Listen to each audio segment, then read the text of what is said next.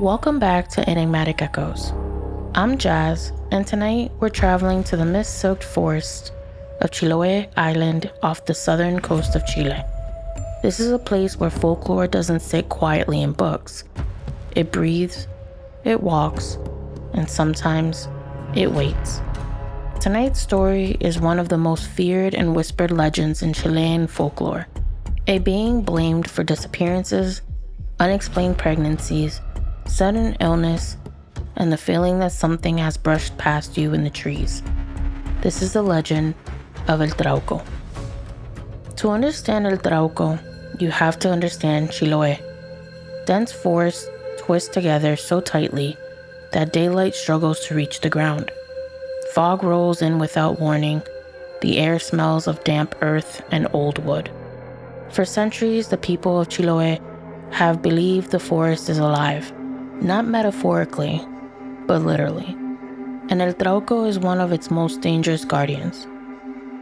El Trauco is described as a short, deformed humanoid, rarely taller than a child. His legs are twisted, his body is powerful despite his size. He wears a cone-shaped hat, often said to be made of bark or animal hide. In his hand, he carries a small stone axe known as a paue. But here's the most unsettling part. El Trauco doesn't need to touch you to harm you. It's said that one glance from his eyes can cause paralysis, illness, or death. And for women, something far worse. El Trauco is believed to possess an unnatural sexual power. According to the folklore, when he desires a woman, he doesn't chase, he enchants. Victims are said to feel drawn into the forest, their thoughts clouded, their bodies heavy. Some accounts say they hear whispers, others report sudden exhaustion and darkness. When they awake, they're alone, and months later, pregnant. In traditional Chilean communities, El Trauco was often blamed for unexplained pregnancies, particularly when no human father could or would be named. To accuse El Trauco wasn't shameful, it was protection, because to suggest otherwise could destroy lives.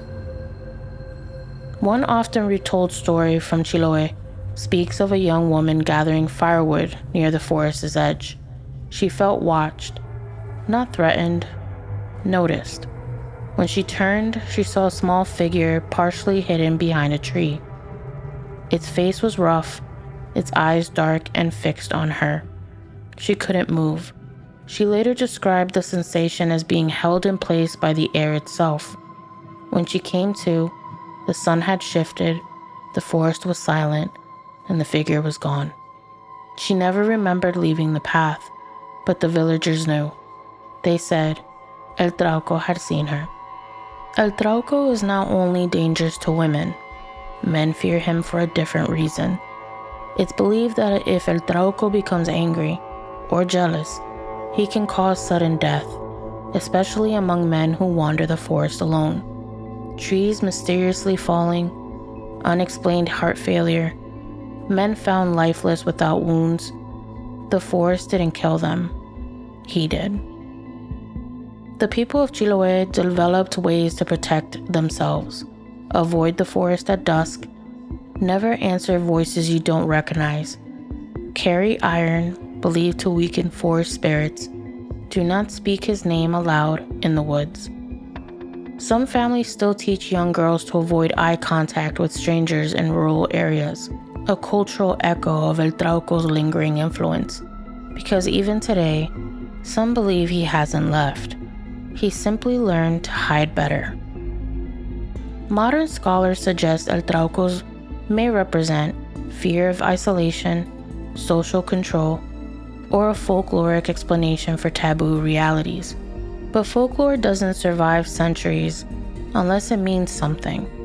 And in Chiloé, many will tell you, you don't explain El Trauco, you respect him. So if you ever find yourself walking through a forest that feels too quiet, if the birds stop singing, if the fog thickens without warning, don't look for what's watching you, because El Trauco doesn't need to move. He only needs you to notice him. And once you do, the forest remembers. Thank you for listening to Enigmatic Echoes. If this story lingered with you, share it, because folklore survives through voices willing to repeat it. Until next time, sleep lightly. Good night.